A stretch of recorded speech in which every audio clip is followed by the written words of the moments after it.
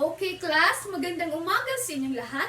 Ako nga pala si Binibining Dorothy Kaya at ako ang iyong guro ngayong araw. At ngayong araw na ito ay tatalakayin natin kung ano nga ba ang komunidad. Ano nga ba ang komunidad? Paano ito nabubuo? O paano ito nananatili? Okay, so ngayon, ating aalamin kung ano nga ba talaga ang komunidad. Bago ang lahat, babasahin ko muna ang ating mga layunin. Sa pagkatapos ng aralin, ang mga mag-aaral ay inaasahang maipapaliwanag ang kahulugan ng komunidad at ang kahalagahan nito. Pangalawa, matutukoy ang iba't ibang tungkulin sa kasapi at komunidad. Pangatlo, makakagawa ng simpleng guhit ng kanilang komunidad na nagpapakita ng mahalagang tao at lugar. At ang pang-apat, maipapakita ang pagpapahalaga sa pagtutulungan at pagkakaisa sa pamamagitan ng pagbabahagi ng sariling paraan ng pagtulong sa komunidad. Okay. So, dadayo na tayo sa ating motibasyon. So, sa ating motibasyon ay magpapakita ako ng video na nagsasaad or makakatulong sa atin upang malaman kung ano nga ba talaga ang komunidad. Ito ay isang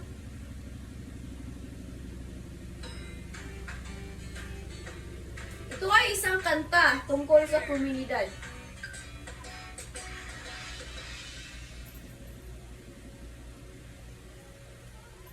Ang pamagat nito ay Ako, Tayo, Isang Komunidad.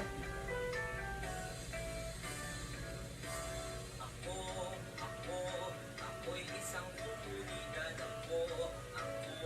Ako'y isang komunidad. Ako'y isang komunidad. Ako'y isang komunidad. La la la, sumayaw sayaw at tumindak-tindak. Sumayaw sayaw katulad ng dagat. Sumayaw sayaw at tumindak-tindak. Sumayaw sayaw katulad ng dagat.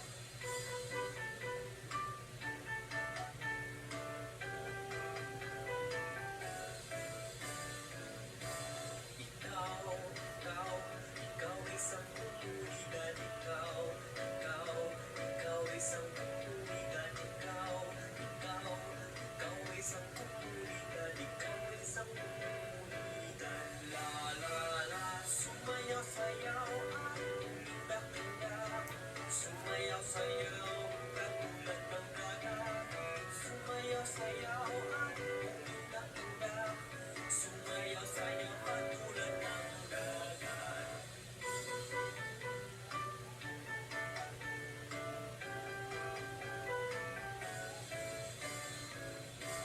Ako, ikaw, tayo'y isang komunidad. Ako, ikaw, tayo'y isang komunidad. Ako, ikaw, tayo'y isang komunidad. Tayo'y isang komunidad. La la la, sumayaw sayaw at tumindak-tindak. Sumayaw sayaw katulad ng dagat. Sumayaw sayaw at tumindak-tindak. Sumayaw sayaw katulad ng dagat. Okay. So, meron ako ditong mga katanungan na itatanong ko tungkol sa video na ipinapakita ko. Okay, number 1. Ano ang komunidad? Okay, thank you so much. Number 2. Ano ang mga nakikita ninyo sa inyong paligid? Okay, maraming salamat. Number 3. Paano kayo natutulungan ng mga tao sa inyong lugar? Okay, salamat. So, lahat ng iyong kasagutan ay tama. So, ang komunidad ay isang lugar kung saan magkakasama ang mga tao na naninirahan at nagtutulungan. May iba't ibang bahagi ang komunidad tulad ng paaralan, simbahan, palengke, barangay hall, hospital at iba pa. So, ang komunidad pala ay ang mga tao upang maging isang komunidad. Ito ay bumubuo ng mga tao, ng mga role nila sa paligid or sa komunidad natin, at ito, mga tao sa komunidad.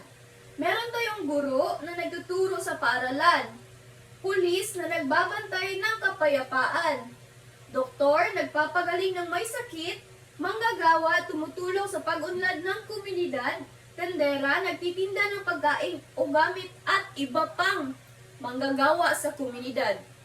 So dito na ibabahagi natin kung ano nga ba ang komunidad at kung ano ang kaganapan nito sa ating bansa or sa ating lugar. Next. So ang komunidad ay mahalaga dahil number 1, dito tayo nakatira at nagkakakilala. Number 2, tinutulungan tayo ng ating mga kapwa. At number 3, natututo tayong makipagkaibigan at magtutulungan. Diba? Isipin nyo nga ang lugar na walang komunidad or walang mga taong naninirahan, walang mga taong nagtutulungan. Diba? Walang silbi or walang saysay ang isang lugar kung walang mga taong nagtutulungan or wala silang ginagampanan sa ating lipunan or sa komunidad. Okay. May papakita ko sa inyong larawan. Ito ay mga tao sa komunidad. Ano ang napansin ninyo sa mga larawang ito? Yes? Okay, thank you so much. Next, dadako na tayo sa ating aktibidad. So, makinig ng mabuti dahil isasalaysay ko ang instruction. So, ipagpaparihas ng mga mag-aaral ang mga manggagawa sa komunidad, doktor, pulis, magsasaka, tendera, at kung saan nabibilang sa komunidad. Okay, dito, may mga larawan akong pinapakita. Dito may police station, may paaralan, may ospital, may fire station, may shop, at may farm. So, paano to? Ilagay ang mga larawan sa tamang bahagi ng komunidad kung saan sila nabibilang.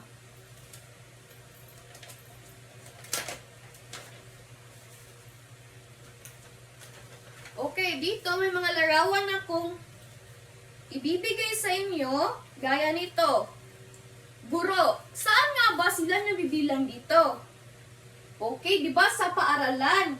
So, ilalagay natin ito sa paaralan. Okay. Dito. Okay. Next ay ang pulis. Saan nga ba nabibilang ang pulis dito? Okay. Siyempre, sa police station. Ilalagay natin ito sa police station. Okay. Ang pangatlo naman ay bumbero.